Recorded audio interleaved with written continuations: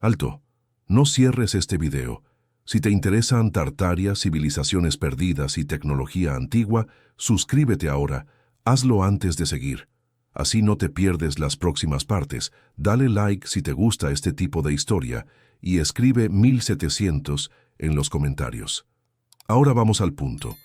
Hoy no vamos a hablar de un siglo cualquiera. Vamos a hablar de un corte, un antes y un después. El título dice 1700.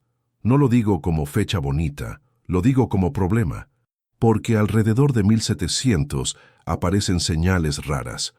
No una sola, varias. En la escuela nos dan una línea simple. Roma cae, luego viene la Edad Media, luego llega el Renacimiento, luego aparece la ciencia moderna, y después la Revolución Industrial. Es una narrativa limpia, pero esa narrativa tiene parches. En México aprendimos algo por experiencia. La historia tiene capas. Hay reutilización. Hay templos convertidos en iglesias. Hay muros nuevos hechos con piedra vieja. Eso se puede ver. Eso se puede tocar. No depende de opinión. En España pasa lo mismo. Hay restos romanos dentro de edificios más recientes. Hay ciudades con capas sucesivas. La historia real se pisa, se adapta y a veces se renombra. Ahora piensa esto. ¿Qué pasa si ese mismo patrón existe a escala continental? ¿Qué pasa si el cambio no fue solo cultural? ¿Qué pasa si hubo un choque físico? Un evento que dejó ruinas y obligó a la gente a empezar de nuevo. Yo no te pido que creas, te pido que observes. Y te pido que mantengas una duda sana. Eso es lo que hacemos aquí. Historia alternativa, lectura crítica, teoría de conspiración histórica, pero con preguntas claras. La primera pregunta es simple. ¿Por qué tantas piezas del pasado se sienten reubicadas? ¿Por qué hay edificios que parecen demasiado avanzados para su contexto?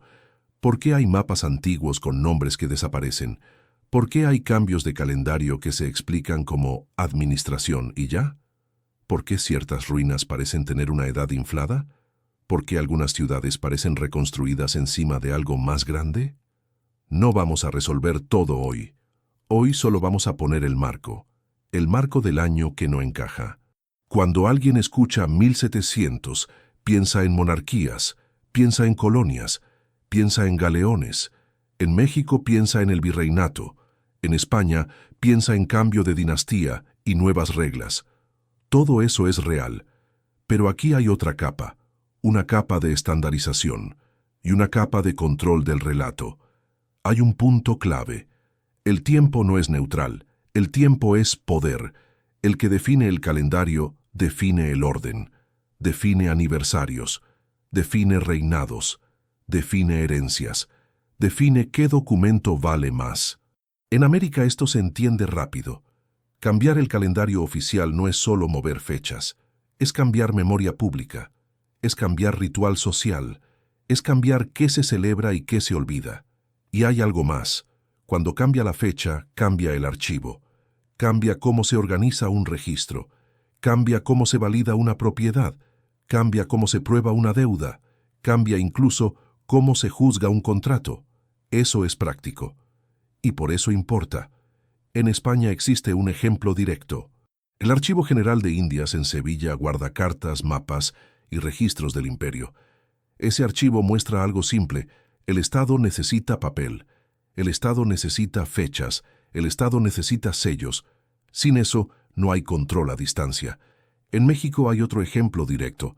Los códices y crónicas, como el Códice Mendoza o la Historia General de Sahagún, son memoria escrita y dibujada. Son intentos de fijar un mundo que estaba cambiando rápido. Cuando la memoria se fija tarde, se pierden cosas. Y se meten interpretaciones nuevas. En Europa también hubo estandarización fuerte. Hubo reformas de calendario. Hubo nuevas formas de fechar documentos. Y cuando se estandariza, se simplifica. Y cuando se simplifica, se puede borrar lo incómodo. La historia oficial lo llama reforma. Y sí, reformas existen, pero aquí viene la duda. ¿Fue solo eso? ¿O fue también un corte narrativo útil?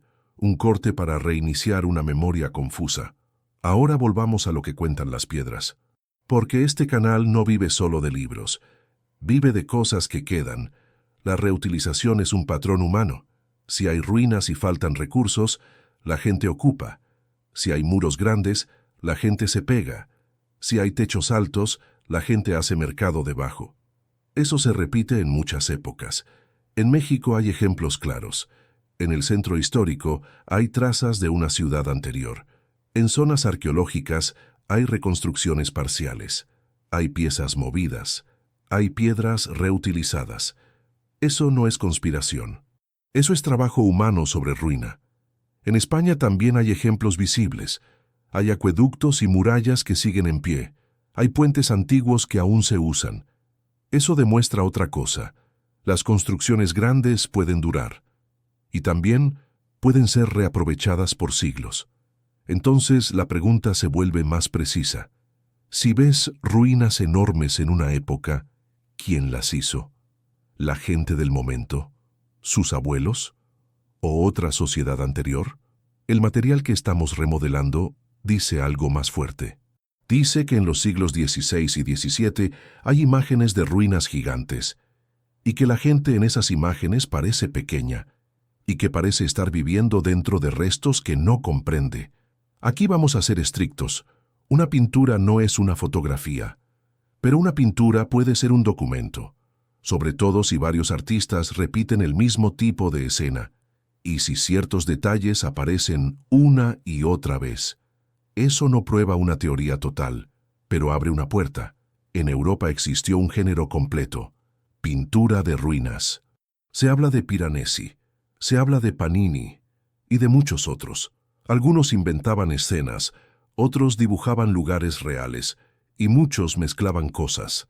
Eso complica, pero también permite comparar, porque si tú comparas una imagen con un lugar, puedes medir, puedes ver proporciones, puedes ver arcos, puedes ver columnas, y puedes detectar si la escena parte de algo existente. Ahora viene el punto que quiero que retengas. Si una civilización colapsa, lo primero que se pierde no es la piedra. Lo primero que se pierde es la explicación. Se pierden manuales, se pierden especialistas, se pierden rutas, se pierden medidas, se pierden estándares. La gente queda con el objeto, pero sin el método. Eso pasa incluso hoy. Si se cae una red eléctrica, la ciudad se paraliza. Y la mayoría no sabe cómo funciona, solo sabe usarla. Piensa eso, pero en una época sin tecnología moderna. Piensa en un colapso de escala continental. Piensa en gente que hereda estructuras grandes sin capacidad de replicarlas. Y aquí vuelve 1700, porque si hubo un colapso reciente, 1700 es un candidato para el después. No porque sea mágico, sino porque es un periodo donde el poder reorganiza. Reorganiza fechas, reorganiza mapas, reorganiza relatos. Esta serie no va a decirte es verdad en 5 minutos. Esta serie va a juntar piezas, va a mostrar tensiones y va a preguntarte si el relato oficial está completo. Ahora vuelve al concepto de corte. Un corte histórico no siempre es un día, a veces son décadas, pero se siente como un salto. Hay señales típicas, cambios de administración, cambios de mapas, cambios de nombres, cambios de fechas, cambios en la forma de registrar cosas, cambios en la forma de construir. México tiene cortes claros. La conquista fue un corte, la independencia fue otro, la revolución fue otro. Cada corte reorganiza archivos, reorganiza escuelas, reorganiza monumentos y también crea versiones oficiales. Eso es política. Europa también tuvo cortes, y cuando hay crisis, el primer impulso es ordenar. Ordenar impuestos, ordenar propiedad, ordenar censos, ordenar documentos, ordenar fechas, porque sin orden no hay autoridad. Aquí entra una referencia cultural directa. En México se dice poner orden. No es solo burocracia, es control real. Y cuando una crisis es grande, esa necesidad se acelera. En España se habla de poner en regla. Es la misma idea. Regular para gobernar. Entonces mira el patrón que vamos a explorar. Primero, señales visuales de un mundo con ruinas grandes. Segundo, vida cotidiana encima de algo que no se entiende. Tercero, estandarización de tiempo y relato. Cuarto, un cambio que deja piezas fuera de lugar. Y quinto, nombres que se vuelven borrosos como Tartaria. Hoy no voy a probar Tartaria. Hoy solo la marco como foco del canal, porque Tartaria aparece en mapas y luego se diluye. Y cuando un nombre se diluye, hay dos opciones. O era un error, o fue renombrado por razones políticas. Quédate con tres ideas. Primera idea, 1700 no es solo una fecha, puede ser un punto de quiebre. Segunda idea, las piedras muestran capas, y las capas a veces contradicen libros. Tercera idea, cuando el poder necesita estabilidad, el poder reordena el tiempo, y reordenar el tiempo puede cambiar el pasado. Si quieres la parte 2, suscríbete. Aquí no vamos a soltar esto a medias. Aquí vamos a seguir hasta el final. Hay una razón por la que empezamos con imágenes.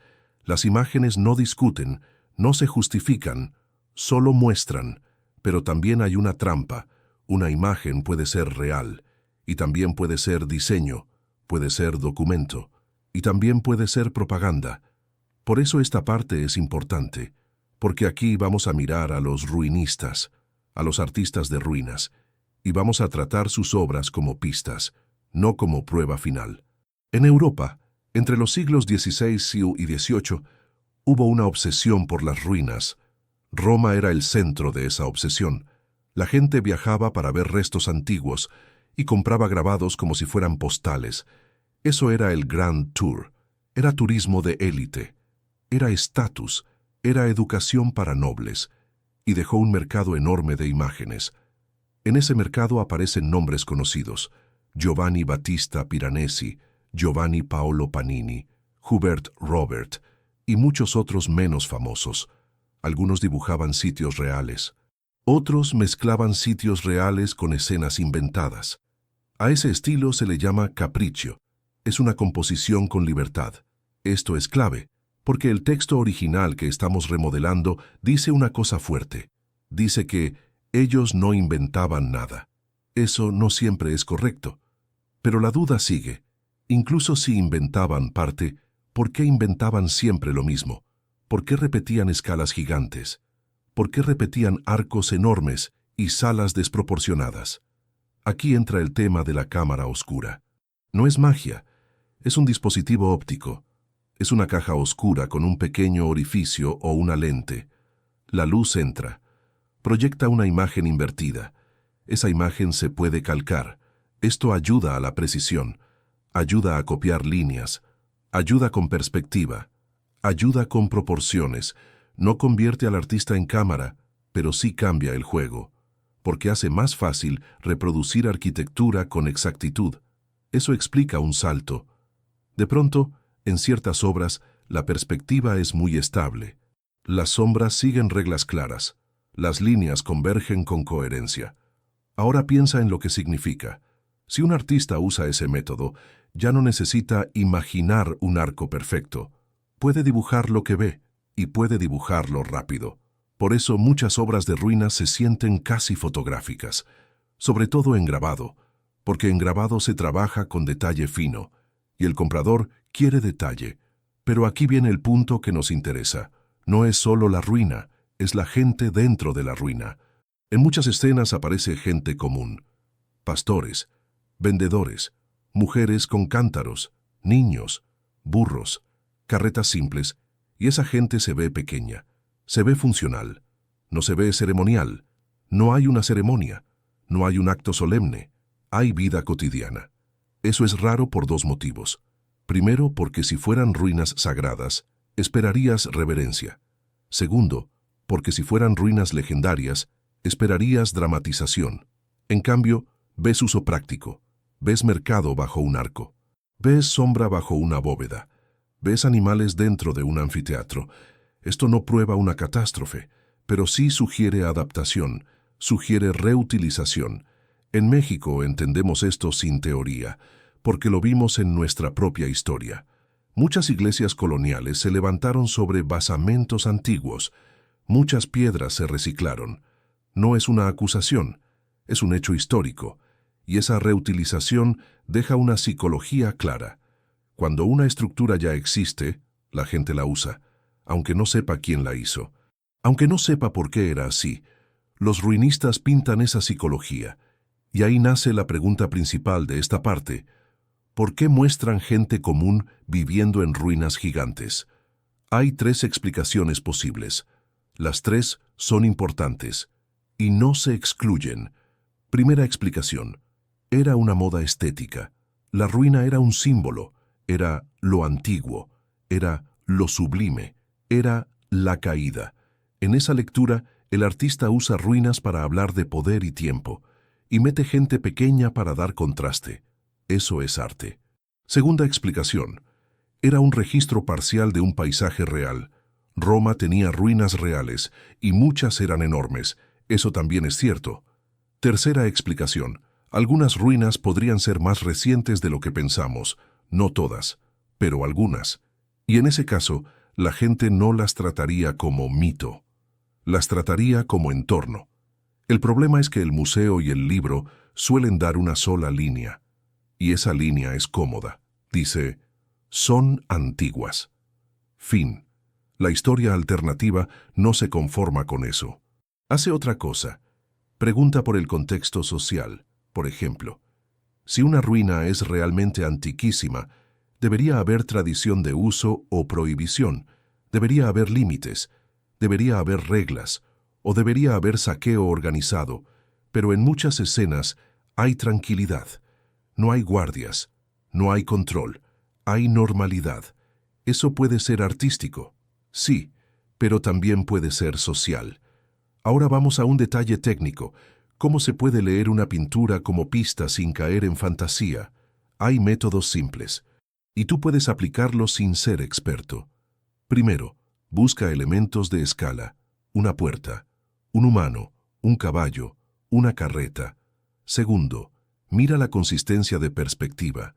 Si la arquitectura está bien construida en dibujo, suele venir de observación. Si está deformada sin sentido, suele venir de fantasía. Tercero, busca repetición entre autores. Si muchos pintores repiten el mismo tipo de arco, hay una base común. Cuarto, compara con restos que todavía existen. Algunas obras se pueden ubicar, otras no. Eso separa registro y capricho.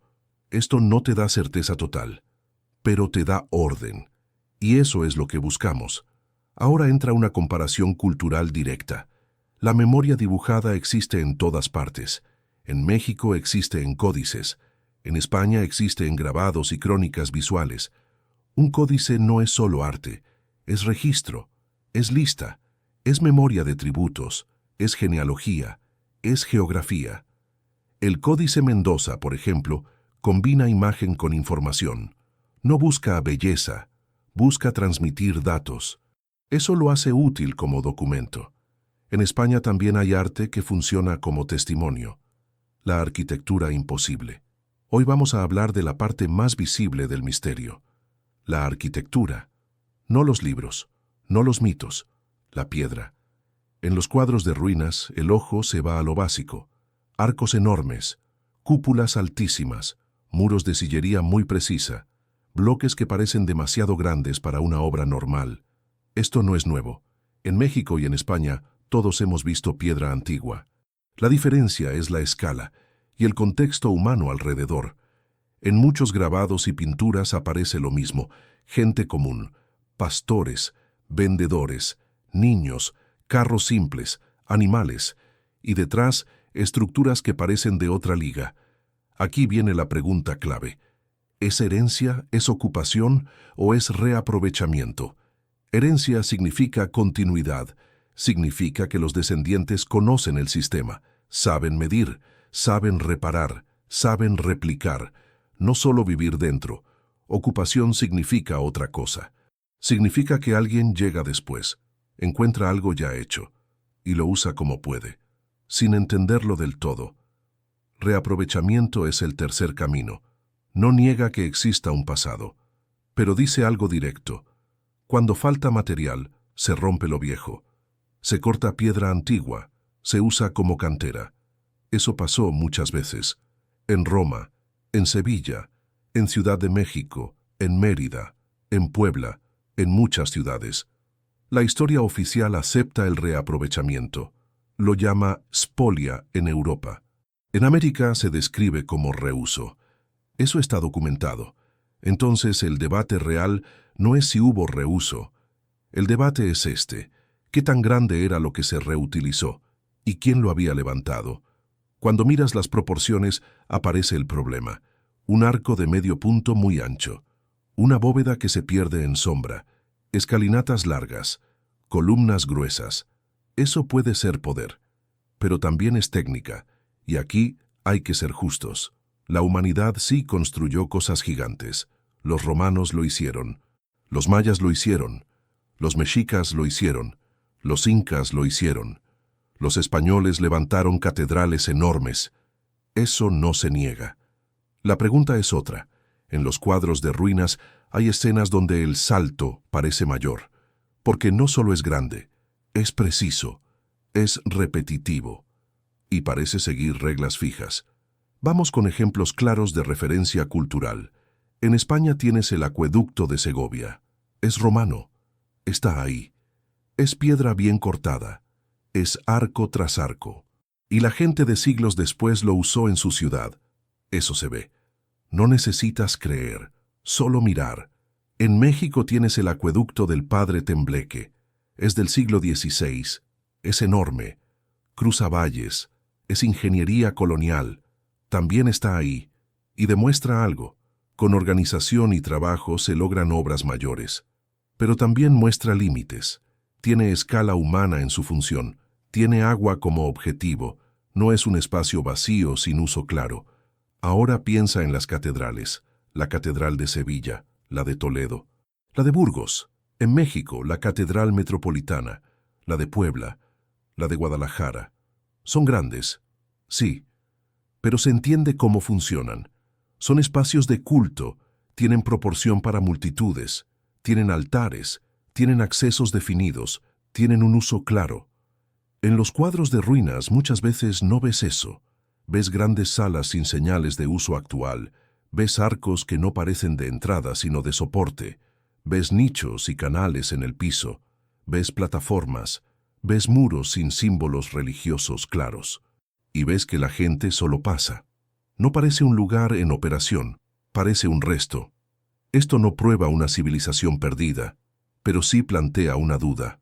¿Por qué hay tanta arquitectura funcional sin explicación funcional visible?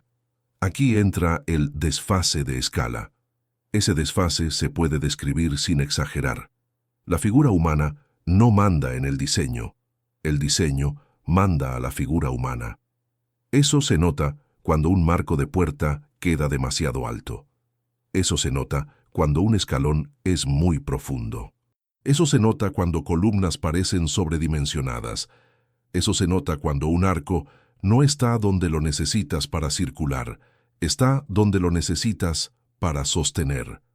Los críticos dicen una cosa, dicen que el artista exagera para impresionar, dicen que es estética, dicen que es capricho arquitectónico, eso puede pasar. Pero hay una pregunta que no muere. ¿Por qué esa exageración se repite con tanta coherencia? ¿Por qué varios autores muestran el mismo tipo de desproporción? ¿Por qué no exageran también a las personas? ¿Por qué las personas se quedan pequeñas y normales?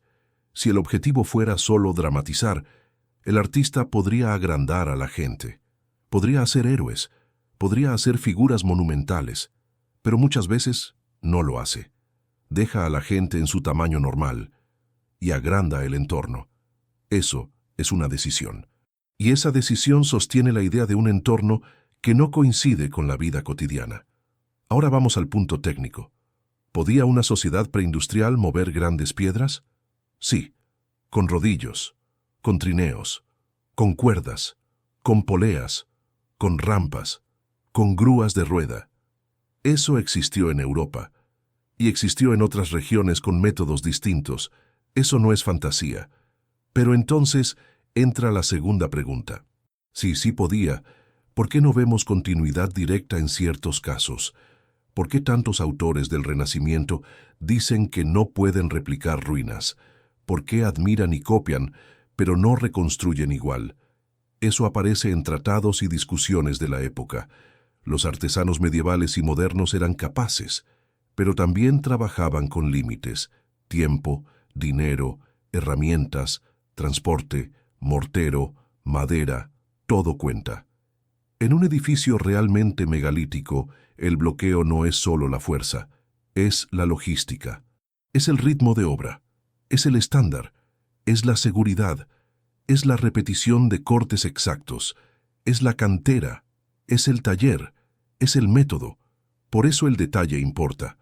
En muchos cuadros de ruinas, las juntas parecen cerradas, las superficies parecen planas, los bloques parecen modulares.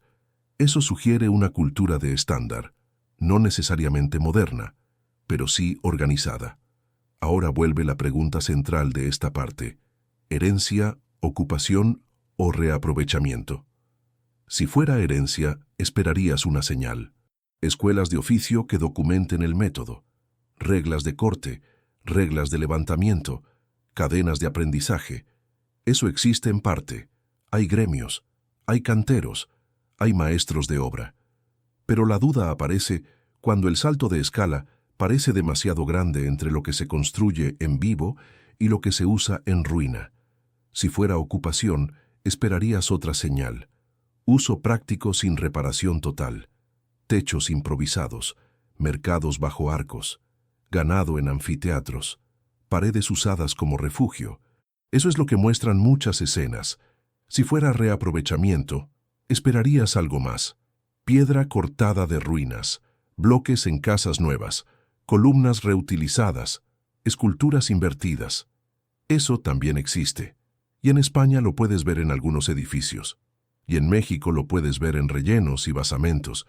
El reuso es una realidad, entonces puede ser una mezcla. Eso es importante.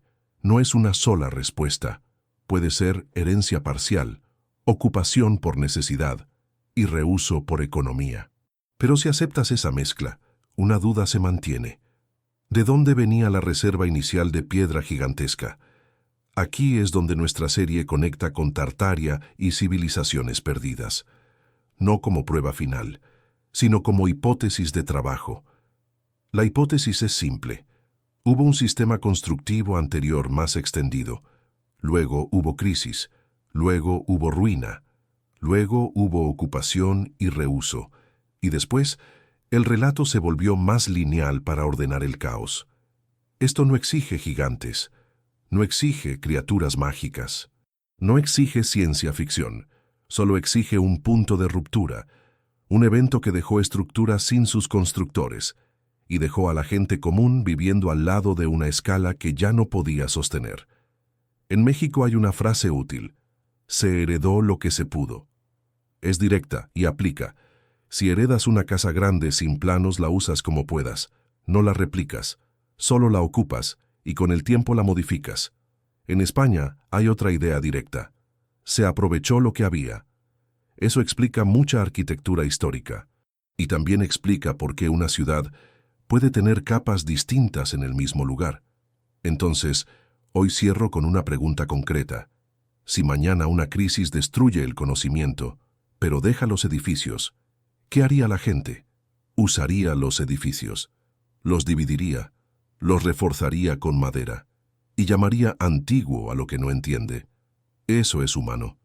En la siguiente parte vamos a mirar mapas y nombres, vamos a mirar etiquetas como Tartaria y vamos a preguntar algo incómodo.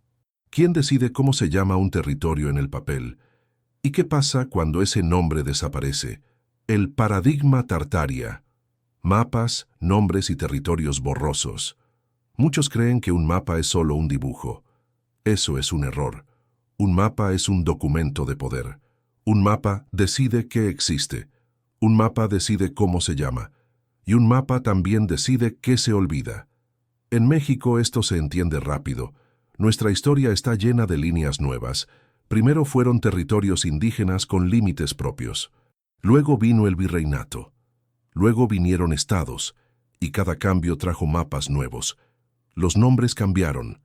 Las fronteras cambiaron y la gente siguió en el mismo lugar. En España pasó algo parecido, pero a escala imperial. El gobierno necesitaba rutas, necesitaba puertos, necesitaba aduanas, necesitaba impuestos. Para eso necesitaba cartografía. Por eso existieron instituciones como la Casa de la Contratación en Sevilla, y por eso existe el Archivo General de Indias. Ahí se guardó un mundo entero en papel. Si controlas el mapa, controlas el comercio. Si controlas el comercio, controlas el poder. Y si controlas el poder, controlas el relato. Ahora entra Tartaria. En ciertos mapas europeos antiguos aparece una palabra grande. A veces dice Tartaria, a veces dice Gran Tartaria, a veces dice Tartaria moscovita, a veces dice Tartaria china. No siempre es igual, pero aparece y ocupa zonas enormes. A la gente de hoy le suena raro, porque en la escuela esa palabra casi no existe. Se habla de Rusia, se habla de Siberia, se habla de Mongolia, se habla de China, se habla de Asia Central. Entonces la primera pregunta es simple. ¿Por qué esa palabra estaba en mapas y luego se volvió marginal? Hay una explicación oficial. Dice que Tartaria era un nombre general. Dice que era una etiqueta amplia para regiones poco conocidas por Europa. Dice que mezclaba pueblos distintos. Dice que era imprecisa. Eso puede ser verdad en parte, pero no cierra del todo. Porque incluso si es una etiqueta amplia, hay un hecho práctico. Los cartógrafos la escribieron. Los gobiernos la aceptaron. Los comerciantes la usaron. Los atlas la imprimieron. Eso significa que el término tuvo vida administrativa y cultural. No fue un solo error. Y cuando un hábito desaparece, hay razones. A veces la razón es técnica. Se explora mejor un territorio. Se detallan ríos y montañas. Se afinan fronteras. Se cambian nombres por precisión. Eso sucede. Pero a veces la razón es política. Se reorganiza un imperio. Se crea una narrativa nacional. Se ordena el archivo, se estandariza el lenguaje, y ciertos nombres se vuelven incómodos. Aquí nace el paradigma Tartaria. No es una prueba única, es un patrón de señales, señales en mapas, señales en etiquetas, señales en renombres. Para entenderlo, hay que mirar cómo trabaja la cartografía en un imperio. España lo hizo en América, y lo hizo con método. España dividió grandes espacios con nombres administrativos: Nueva España, Nueva Granada, Perú, Río de la Plata, capitanías, audiencias, luego cambió límites, luego cambió nombres, luego cambió jerarquías, y el mapa siguió esos cambios. No porque el mapa sea neutral, sino porque el mapa es herramienta de gobierno. En México hay un ejemplo fácil: el Camino Real de Tierra Adentro. Fue una ruta oficial. Conectaba minas, pueblos, presidios y ciudades. Eso se mapeó. Porque lo que se mapea se puede defender. Y lo que se defiende se puede cobrar. En España hay otro ejemplo directo: las rutas de Indias, el control de flotas, el sistema de registros y el galeón de Manila. Todo eso exigía mapas, exigía puertos definidos, exigía escalas, exigía control. Entonces piensa en esto: si un imperio puede crear nombres para ordenar un continente, también puede borrar nombres para reordenar memoria. Ahora volvamos a Eurasia. Cuando un mapa pone Tartaria en letras grandes, está haciendo algo. Está diciendo, esto es una región. Está diciendo, esto es un bloque, aunque no sea una nación única. Luego, con el tiempo, ese bloque se fragmenta en el lenguaje. Aparecen nombres más específicos. Algunos existían antes, pero ganan peso. Otros se vuelven oficiales, se repiten en escuelas, y la palabra Tartaria se reduce. Aquí la hipótesis alternativa entra. La hipótesis dice esto: Tartaria no era solo un apodo vago. Era un paraguas que cubría una realidad más compleja. Esa realidad pudo incluir redes comerciales y culturas conectadas, y esa realidad pudo colapsar, o pudo ser absorbida, o pudo ser renombrada tras una crisis. Esta parte conecta con nuestro tema de 1700. porque si hubo una catástrofe que obligó a empezar de cero, el primer trabajo de los sobrevivientes fue reordenar. Reordenar ciudades, reordenar impuestos, reordenar ejércitos y también reordenar mapas.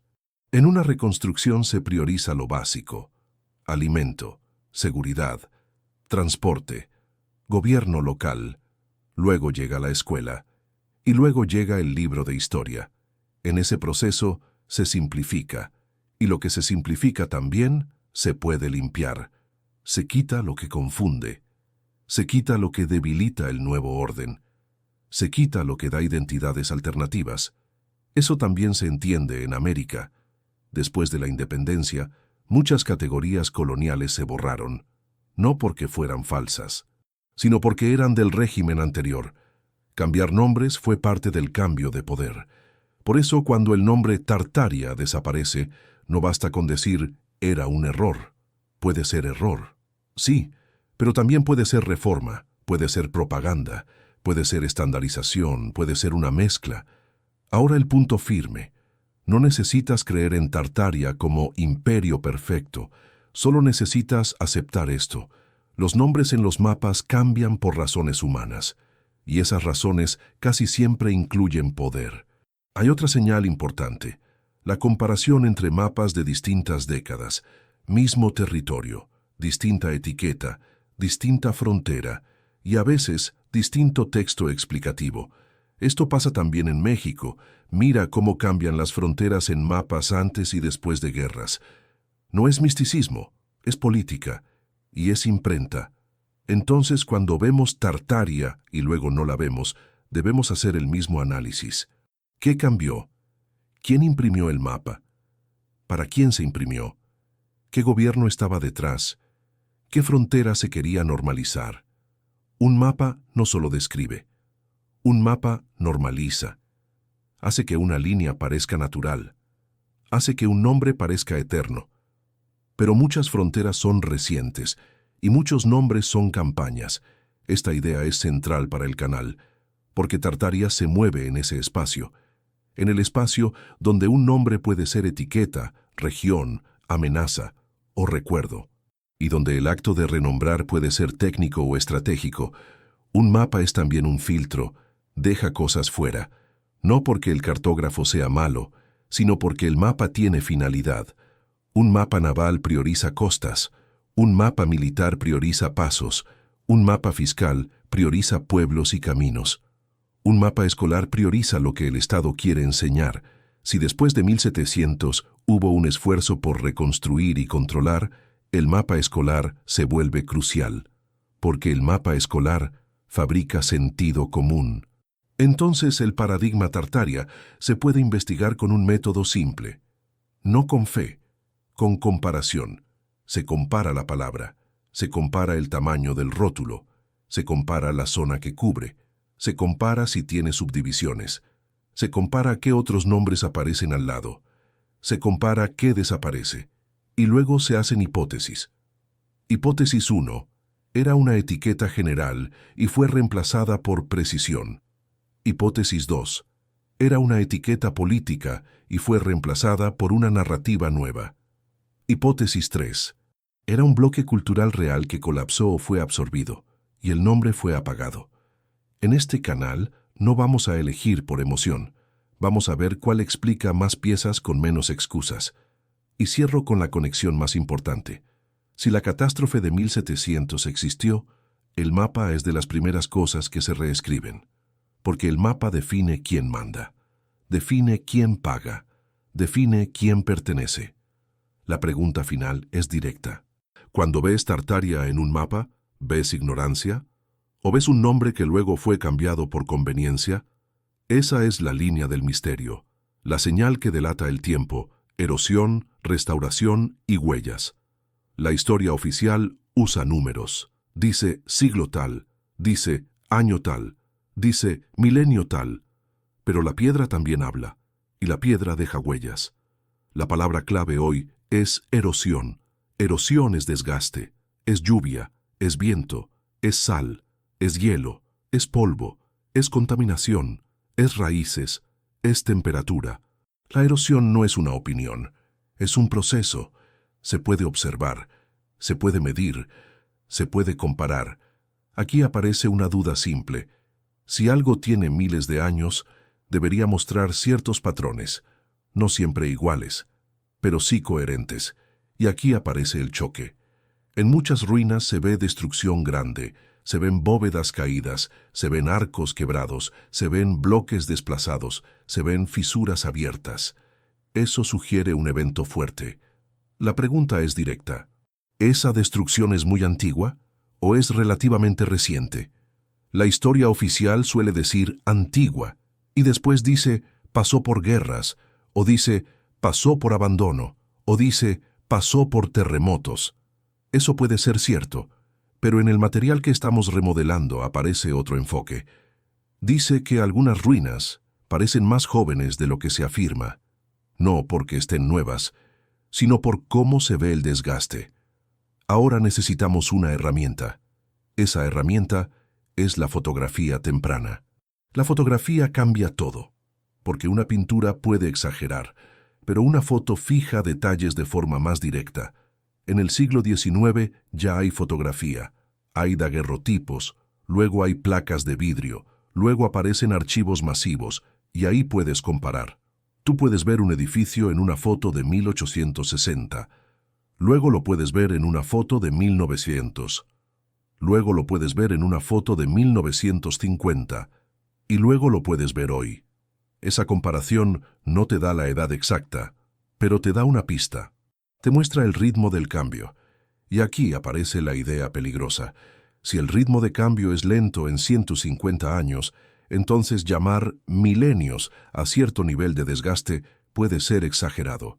Esa es la sospecha. Pero aquí tenemos que ser estrictos. Una comparación así puede engañar.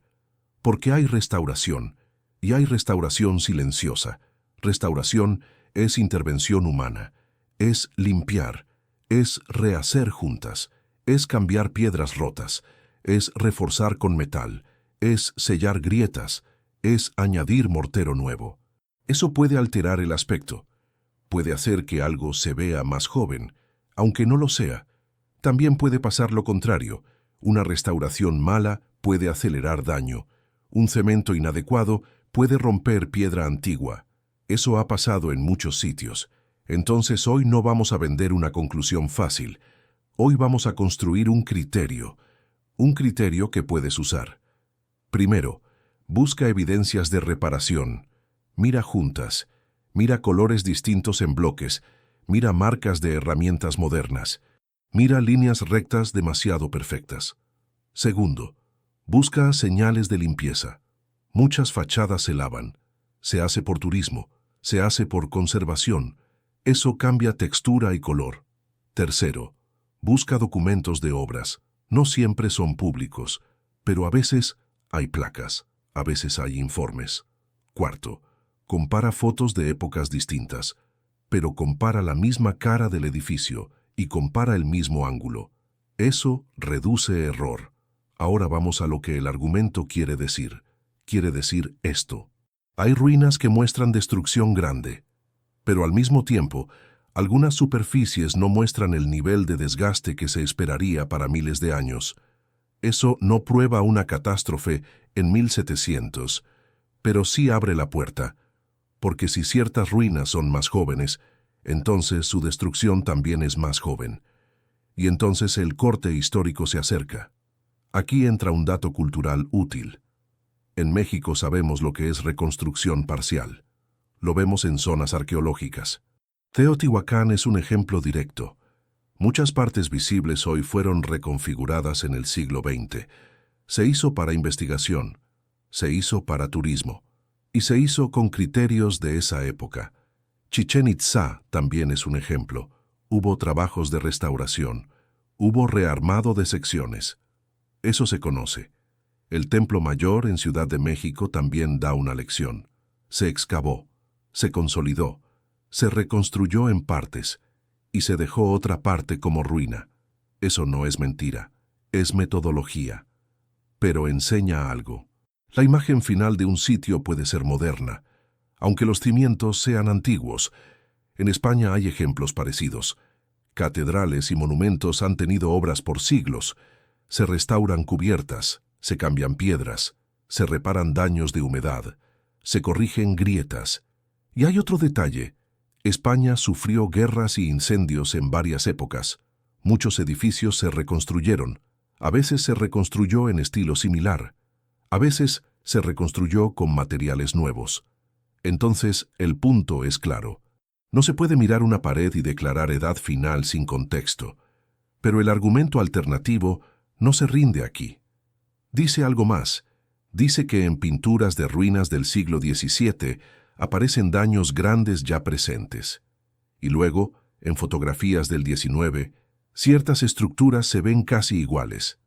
Eso sugiere estabilidad. Esa estabilidad hace una pregunta. Si un edificio puede verse casi igual durante 150 años, entonces la destrucción que ya aparece en el XVII pudo venir de un evento puntual. No solo de erosión lenta. Un evento puntual es diferente. Puede ser un terremoto, puede ser un hundimiento, puede ser una inundación, puede ser una serie de tormentas fuertes, puede ser fuego en estructuras internas, puede ser abandono con colapso de madera, puede ser guerra. Esto conecta con México otra vez. México es país de sismos. Sabemos algo por experiencia. Un sismo puede tirar una cúpula en minutos, luego el resto puede durar décadas sin cambiar mucho. España también conoce esto. Hay zonas sísmicas.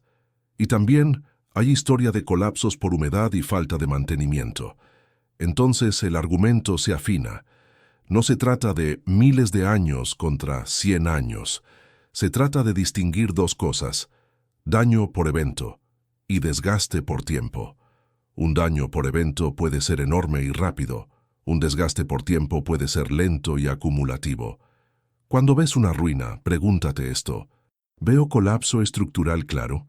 ¿Veo partes faltantes por caída? ¿O veo redondeo uniforme por desgaste? Si ves caída, piensa en evento. Si ves redondeo, piensa en tiempo. Si ves juntas nuevas, piensa en restauración. Ahora vuelve la sospecha principal del canal. Ruina reciente disfrazada de antigüedad. La palabra disfraz aquí es técnica. No significa una sola conspiración mundial. Puede significar algo más común. Puede significar que un estado necesita un relato estable. Y para eso necesita fechas estables. Y para eso necesita un origen estable. Y para eso necesita antigüedades claras. Si una ruina es muy reciente, eso crea un problema político. Crea preguntas incómodas, crea miedo, crea dudas sobre legitimidad. En cambio, si una ruina es antigua, el problema se enfría. Se vuelve museo, se vuelve turismo, se vuelve pasado seguro. Eso también pasó en América en otros sentidos. Cuando una historia es incómoda, se vuelve leyenda o se vuelve etapa cerrada. Eso es manejo de memoria. Entonces la hipótesis de la serie para 1700 toma forma.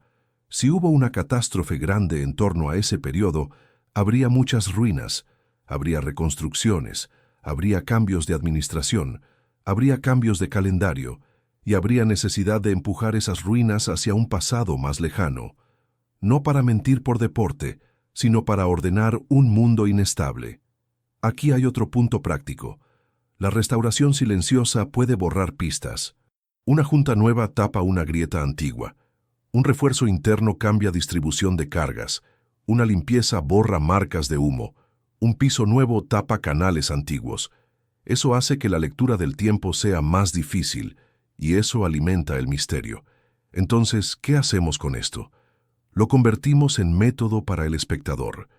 Método 1. No creas solo en una foto. Busca series. Busca varias décadas. Método 2. No creas solo en una imagen bonita. Busca informes de conservación. Busca registros de obra. Busca archivos locales. Método 3. Compara con sitios mesoamericanos conocidos. Ahí se acepta abiertamente la intervención moderna. Eso te enseña a detectar cambios. Método 4. Recuerda que el poder ama el orden, y el orden suele cambiar etiquetas. Cierro con una idea simple. Una ruina no solo tiene edad, tiene historia de mantenimiento y tiene historia de uso. En la siguiente parte, vamos a hablar del siguiente nivel. Vamos a hablar de objetos fuera de lugar. Conductos, metales y restos que parecen parte de sistemas. Ahí el debate se vuelve más duro. Hoy no vamos a hablar de arcos y cúpulas. Hoy vamos a hablar de piezas pequeñas, piezas que parecen técnicas, piezas que no encajan con la historia simple. Esto no es un tema de me gusta o no me gusta, es un tema de función. Algo fue hecho para cumplir una función. Si la función no coincide con el relato, aparece la duda. En pinturas de ruinas y en algunos sitios antiguos se repiten ciertos detalles. Se ven canales en el suelo, se ven ranuras rectas, se ven orificios alineados, se ven tubos, se ven aros metálicos empotrados en piedra, se ven placas y grapas, se ven estructuras que parecen soportes. Los libros suelen decir una frase corta. Dicen decoración, dicen drenaje, dicen amarres, dicen reparación posterior. A veces eso es cierto, pero no siempre basta. La pregunta de hoy es directa. ¿Y si parte de esas ruinas no eran edificios normales? ¿Y si eran infraestructura? Infraestructura significa sistema. Significa que una pieza conecta con otra. Significa que existe una red. Significa que el conjunto hace algo. Y significa que el usuario real no era el campesino que pasa por ahí. Esto se entiende con un ejemplo cotidiano. En una ciudad moderna, tú ves tapas de alcantarilla, ves registros de luz, ves ductos de agua, ves tubos de gas, ves cables. Si alguien de otro siglo ve eso sin contexto, puede pensar que es ornamento, pero no lo es. Es un servicio. Ahora vamos a lo que el material de esta serie sugiere. Sugiere que en las ruinas hay rastros de redes, redes de agua, redes de aire, redes de calor, redes de sonido o redes de energía. No afirmo cuál, solo marco la lógica del sistema. Primero, los canales. Un canal tallado en piedra, largo y continuo, no es casual. Puede ser drenaje, sí, pero un drenaje no siempre necesita cortes tan rectos y tan regulares. Si es drenaje serio, esperas pendiente, esperas salidas, esperas puntos de inspección. Eso se puede buscar. Segundo, las perforaciones. Un conjunto de agujeros alineados puede ser fijación, puede ser soporte de barandales, puede ser armadura, también puede ser parte de un montaje técnico. Lo clave es la repetición. Si se repite con el mismo patrón, sugiere estándar. Tercero, el metal. El metal incrustado en piedra no es raro. Los romanos usaron grapas, los medievales también. Pero aquí entra un detalle. No todo metal en ruina es refuerzo. A veces el metal es parte del diseño de conexión. Una grapa une bloques. Un aro ancla una pieza. Un perno fija una placa. Eso es tecnología de montaje. El problema aparece cuando el metal parece sobrar, cuando el metal no está donde conviene al muro, cuando el metal está en el suelo como si fuera un terminal, cuando el metal forma una línea de puntos. Eso se ve en algunos registros visuales, y eso genera preguntas. Ahora entra una referencia cultural directa. Nueva España fue una máquina minera, fue plata, fue cobre, fue hierro en menor escala, fue mercurio para amalgamar plata. Eso movió economía y poder. En México la plata no es un tema abstracto. Zacatecas es un caso famoso. Guanajuato es otro.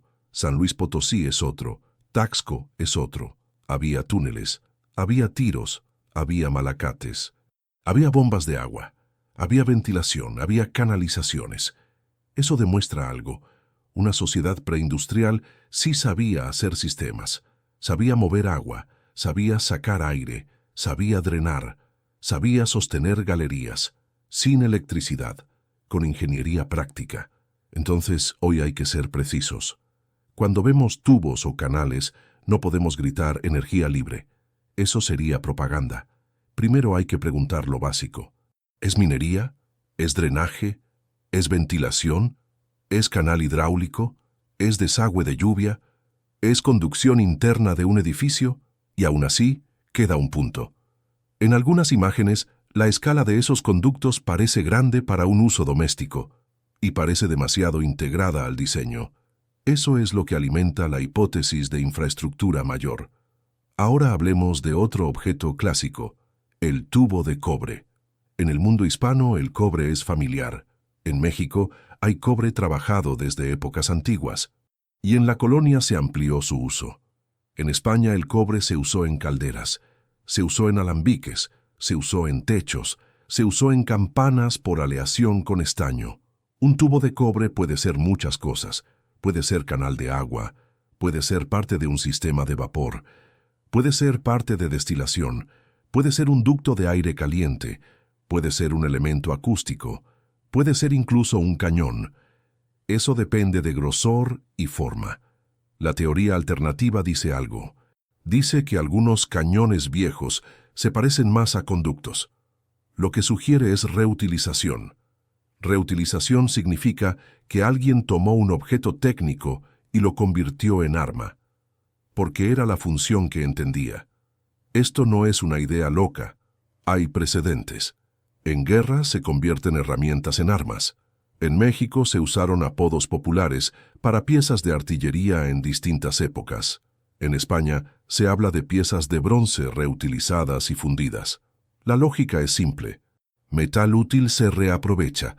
Entonces el punto no es eran cañones secretos. El punto es el proceso mental. Cuando una sociedad encuentra una pieza de metal grande, la usa para lo que conoce. Si conoce guerra, la vuelve arma. Si conoce agua, la vuelve tubería. Si conoce campanas, la vuelve resonador. Eso es humano. Ahora entra otro tema cultural. Las campanas. En México las campanas fueron tecnología. No solo símbolo religioso. En pueblos y ciudades, la campana coordinó la vida. Marcaba misa, marcaba incendio, marcaba alarma, marcaba hora. Era un sistema de comunicación. En España pasa lo mismo. Las campanas fueron red.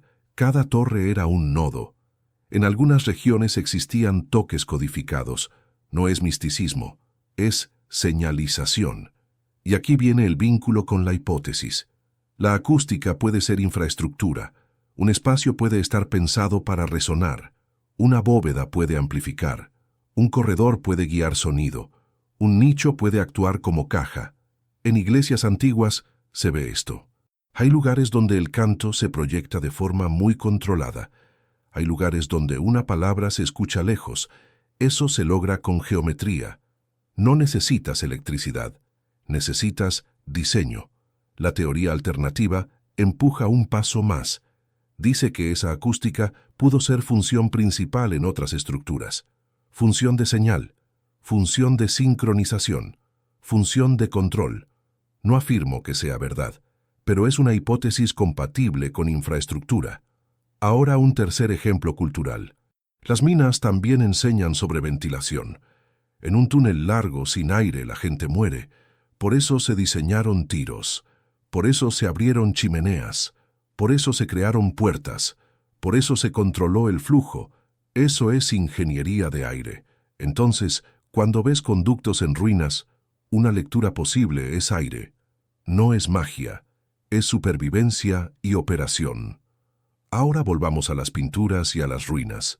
¿Por qué serían visibles conductos o piezas técnicas en escenas de ruinas? Hay dos opciones básicas. O eran partes públicas del sistema, o estaban expuestas porque el edificio colapsó. Cuando un techo cae, aparecen partes internas, aparecen capas, aparece lo que antes estaba oculto. Esto conecta con el tema 1700. Una catástrofe rompe techos, rompe pisos, desplaza muros y deja al descubierto lo técnico. Luego llegan generaciones nuevas. No entienden, solo usan lo que pueden, y el resto lo normalizan como parte del paisaje. Este es el error que puede durar siglos. Lo técnico se vuelve decoración en la mente popular, y cuando eso pasa, el relato se simplifica. Ahora, ¿cómo evaluamos esto sin caer en fantasía? Con preguntas simples. Pregunta 1. ¿Ese conducto tiene continuidad? Si cortas el recorrido, no es red. Si sí conecta puntos, puede ser red. Pregunta 2. ¿Ese conducto tiene entradas y salidas claras? Si no las tiene, puede ser canal de construcción. Si sí las tiene, puede ser servicio. Pregunta 3. ¿Hay marcas de herramienta coherentes con la época declarada? Si ves corte moderno, puede ser obra moderna. Si ves corte viejo, es otra cosa. Pregunta 4. ¿Hay registros de restauración o intervención? Si hubo restauración, el conducto pudo ser añadido o hecho visible. Eso cambia la lectura. Pregunta 5. ¿Esa pieza aparece en más de un sitio y con el mismo patrón? Si aparece repetida, sube la probabilidad de estándar. Y el estándar sube la probabilidad de sistema. Este canal no necesita un sí inmediato, necesita un mapa de dudas, necesita un método de observación. Y ahora cierro con una conexión clave. Si existió una civilización previa con infraestructura extendida, entonces el colapso no dejó solo templos, dejó redes, dejó conductos, dejó metales integrados, dejó puntos de conexión, dejó piezas sin manual. Eso es lo que hoy estamos viendo, no como prueba final, como señal. El gran corte administrativo, calendarios y cronologías. Hoy vamos a hablar de la herramienta más silenciosa del poder, el calendario. Un calendario parece simple: días, meses, años, fiestas, domingos, pero un calendario también es control. El calendario decide cuándo trabajas, decide cuándo pagas impuestos, decide cuándo firmas contratos, decide cuándo empieza un reinado, decide cuándo termina una deuda, decide qué fechas son sagradas, decide qué fechas se olvidan. Por eso el calendario no es neutral, es una estructura política. La historia oficial dice esto: hubo reformas de calendario, hubo una reforma importante en Europa, se llama Reforma Gregoriana. Se hizo para corregir el desfase del calendario juliano. Eso es real. Pero aquí viene la pregunta del canal: ¿fue solo ordenar fechas? ¿O también fue cortar memoria?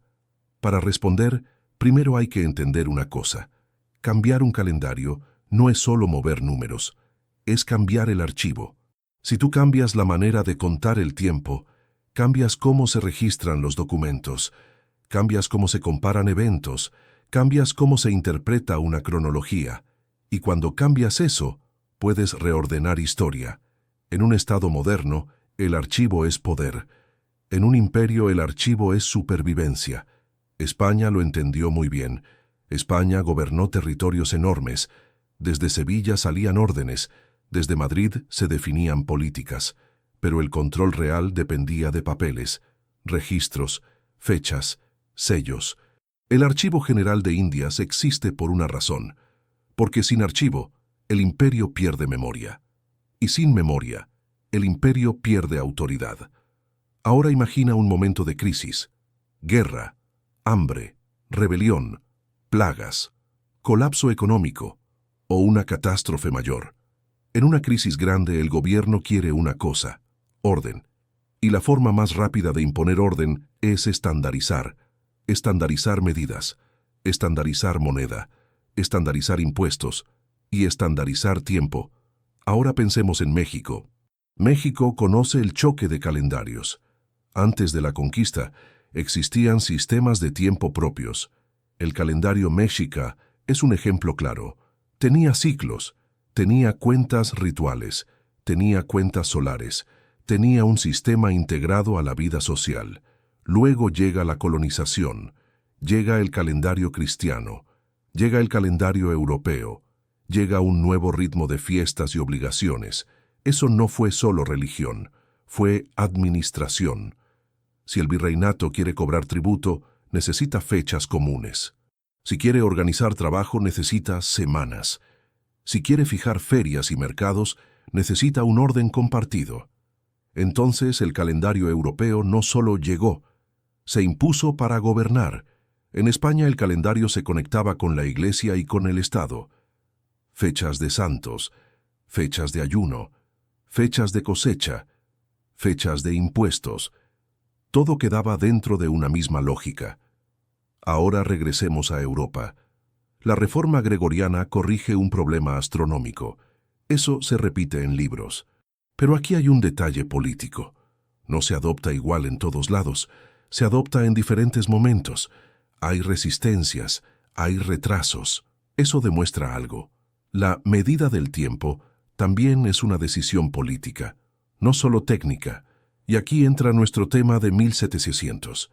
Porque alrededor de 1700 se intensifica la necesidad de sincronización.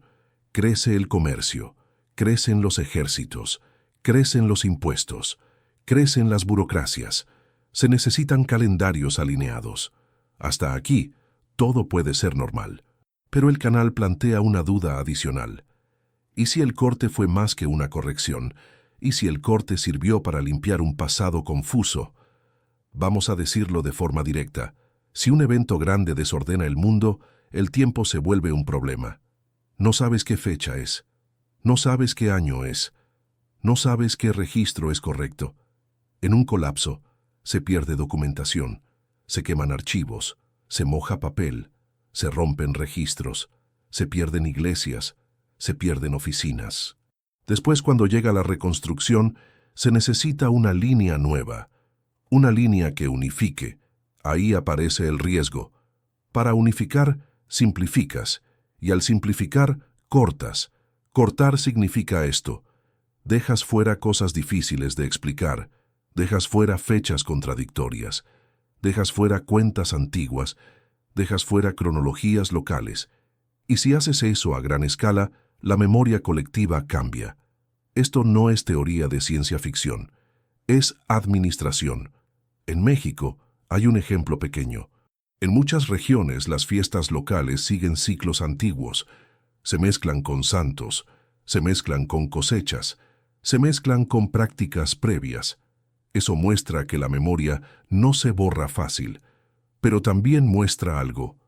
El Estado puede cambiar el calendario oficial y la gente sigue con su ritmo. Eso produce una doble memoria.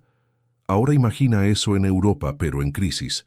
Un calendario oficial nuevo, una cronología nueva y muchas memorias locales desordenadas. Eso es un caos.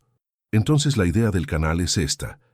El gran corte administrativo puede servir para dos cosas a la vez. Puede corregir y puede borrar. Ahora vamos al concepto de cronología. No es lo mismo que calendario. Calendario es cómo cuentas días. Cronología es cómo ordenas historia. Y aquí aparece una acusación típica de los canales alternativos. Dicen que la cronología moderna se construyó tarde. Dicen que se fijó con académicos y religiosos. Dicen que se consolidó con sistemas de referencia. Eso puede ser cierto en parte. Muchos sistemas se fijaron con trabajos eruditos. Eso es normal. Pero el canal pregunta algo más. ¿Por qué tanta seguridad en una línea tan simple? ¿Por qué tanta agresividad contra cualquier duda? Si la cronología fuera sólida, no necesitaría fe. Solo necesitaría evidencias. Aquí entra el punto de la memoria cortada. Si tú estandarizas cronología, también estandarizas educación. Y si estandarizas educación, estandarizas identidad. Exactamente como pasó en América tras la colonia. La escuela define quiénes somos, define de dónde venimos, define qué pasado importa. El contraste con el calendario mexica es útil, porque muestra que hay otros modos de contar el tiempo, y muestra que el tiempo también es cultura. Para un Estado, la diversidad de calendarios es un problema, porque debilita la coordinación y porque permite historias alternativas. Por eso, el Estado empuja un tiempo único, y un tiempo único crea un pasado único. Ahora vuelve la pregunta central. ¿Ordenar fechas o cortar memoria? No necesitas elegir una sola respuesta. Puede ser ambas. En una reforma real hay una parte técnica, hay astronomía, hay estaciones, hay equinoccios, pero también hay poder, hay control de ritual y hay control del relato. En España la adopción del calendario se conectó con autoridad religiosa y estatal. En México, el calendario europeo se conectó con el control colonial. Eso es un espejo. Entonces la hipótesis para 1700 se vuelve más coherente. Si hubo una catástrofe o un colapso fuerte alrededor de ese periodo, también habría un trabajo de reordenamiento, y ese trabajo usaría dos herramientas: calendario y cronología. Calendario para gobernar el presente, cronología para gobernar el pasado.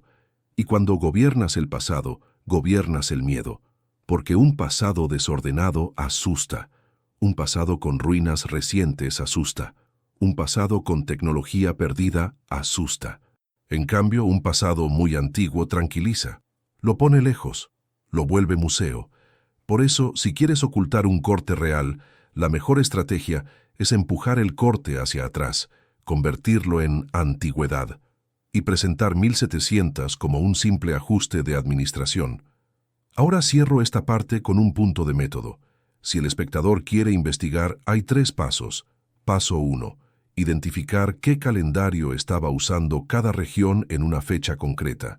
No asumir que todo era igual. Paso 2. Buscar cómo se fechan documentos, porque ahí se ve la transición real. Paso 3. Comparar cronologías oficiales con cronologías locales. En México eso se ve en fiestas, registros parroquiales y relatos regionales.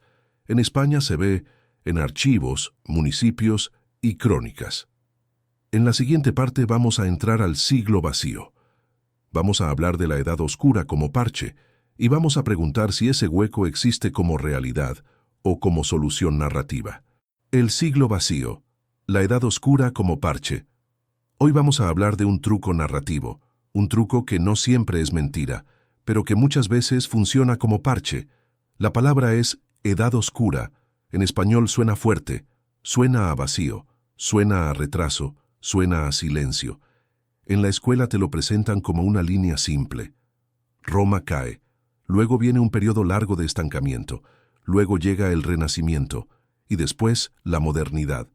Esta línea calma la mente, porque lo ordena todo, pero también crea un problema, porque el hueco se usa para explicar cualquier cosa. Si aparece una ruina que no encaja, se dice es romana. Si aparece una técnica que no cuadra, se dice se perdió en la Edad Oscura. Si aparece un salto de conocimiento, se dice se redescubrió en el Renacimiento. Así funciona el parche. No pregunta por causas, solo cubre el corte con una palabra. Ahora vamos a la pregunta del canal. ¿Y si ese hueco se volvió un comodín? ¿Y si se usa para tapar un colapso real? ¿Un colapso mucho más cercano a nosotros? Aquí hay que ser cuidadosos. Es verdad que hubo crisis reales, hubo guerras, hubo plagas, hubo fragmentación política, hubo pérdida de manuscritos, hubo retrocesos en ciertas regiones. Eso existe, pero el canal no discute eso. Discute la forma en que el relato transforma crisis en vacío total, porque vacío total es una exageración útil. Te permite decir, no hay registros. Te permite decir, no sabemos. Te permite decir, se olvidó. Y con eso se cierran preguntas.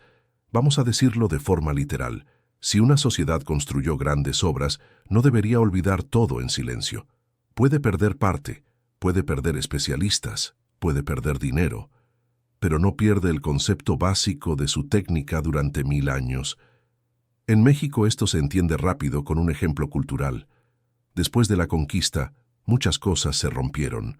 Se destruyeron templos, se quemaron códices, se desarmaron sistemas políticos, pero no desapareció todo. Quedaron lenguas, quedaron prácticas agrícolas, quedaron rituales adaptados, quedaron nombres de lugares, quedaron caminos. La memoria popular sobrevivió, aunque el archivo oficial cambiara.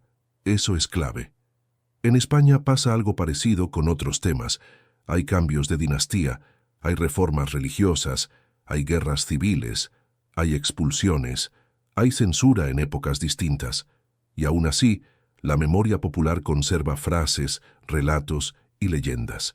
La gente recuerda cuándo pasó aquello, aunque el libro lo cuente distinto. Eso también es clave. Entonces hoy vamos a usar ese contraste. Memoria popular contra archivo oficial. El archivo oficial es el papel del poder. Es lo que se guarda, es lo que se valida, es lo que se firma. La memoria popular es otra cosa. Es lo que se dice en familia, es lo que se repite en fiestas, es lo que se cuenta en el barrio, es lo que se vuelve refrán. En México hay expresiones muy claras. Desde tiempos de la colonia, desde tiempos antiguos, desde los abuelos de mis abuelos. A veces no es exacto, pero marca continuidad. En España también hay frases similares, de toda la vida, desde los moros, desde el tiempo de los romanos. A veces la frase es simbólica, pero también muestra una idea. La gente no vive sin pasado. Entonces, si el relato oficial declara un hueco enorme, debes preguntar algo. ¿Ese hueco es real? ¿O es una categoría para ordenar? Ahora volvamos al tema 1700. Nuestro canal sostiene una hipótesis, que hubo una catástrofe o ruptura fuerte cerca de ese periodo, que obligó a reconstruir, que obligó a renombrar, que obligó a reorganizar cronologías. Si eso pasó, el hueco del siglo vacío sería muy útil. Sería un lugar donde meter todo lo incómodo. Sería un cajón para cosas fuera de lugar. Esto no significa una sola conspiración central, significa un mecanismo posible. Cuando una sociedad vive un colapso, hay dos formas de contarlo. Forma 1. Aceptar el colapso, registrar el dolor, explicar la pérdida de manera directa. Forma 2. Empujar el colapso hacia atrás, convertirlo en antigüedad y rellenar con un periodo oscuro. La forma 2 es más fácil para gobernar, porque el trauma reciente genera miedo, pero el trauma antiguo genera turismo. En México, lo hemos visto en miniatura con historia local. Hay pueblos que guardan historias de inundaciones y epidemias, pero a veces el relato oficial las reduce, las vuelve anécdota, porque reconocerlas completo es reconocer fallas del poder. En España pasa igual con episodios de represión y censura. La memoria popular existe, pero el relato oficial cambia por generaciones. Entonces la tesis de esta parte es concreta. Un gran hueco temporal permite explicar pérdidas sin explicar causas, y eso protege al relato. Ahora pongamos ejemplos de cómo funciona este parche. Ejemplo 1. No sabemos quién construyó algo. Respuesta fácil. Antiguos. Con eso se cierra el caso. Ejemplo 2. Vemos una técnica avanzada en una ruina. Respuesta fácil. Se perdió en la Edad Oscura. Con eso se cierra la duda. Ejemplo 3. Vemos un mapa con un nombre raro. Respuesta fácil. Era ignorancia medieval. Con eso se evita investigar interés político. Ejemplo 4. Vemos una pintura de ruinas con daños grandes. Respuesta fácil. Roma cayó hace siglos y luego pasó de todo. Con eso se evita preguntar por